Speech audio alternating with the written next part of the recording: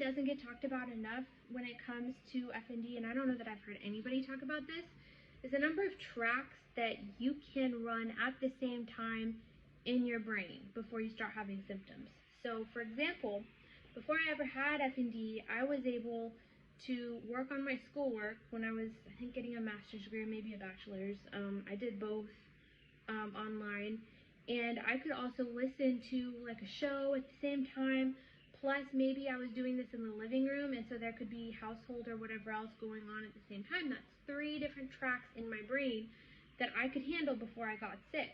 Well, after I got sick, maybe depending on how bad off I was at that point in time, maybe I could handle 3 or only 2 tracks or only 1. And the days I could handle only 1 track at a time, those were like powder kegs for symptoms, because normal life happened. So let's say I was trying really hard to do like work, then maybe someone needed my attention, or because I had noise sensitivity, maybe some kind of noise happened, and then I'd have a really strong reaction to that noise.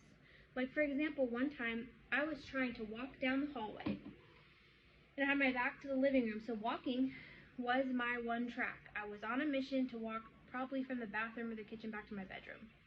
And my dad in the living room behind me closed the recliner, closed the foot of the recliner, and it just made a little noise.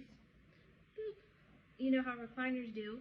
And that threw me off so bad I dropped to the floor. So that was a bad day. But some days I might have trouble with switching tasks. And I wonder if there's a link between like how many tracks I'm able to run in my mind at the same time. So I feel like I'm doing really well if I can run 3 tracks and have no symptoms. What do you guys think?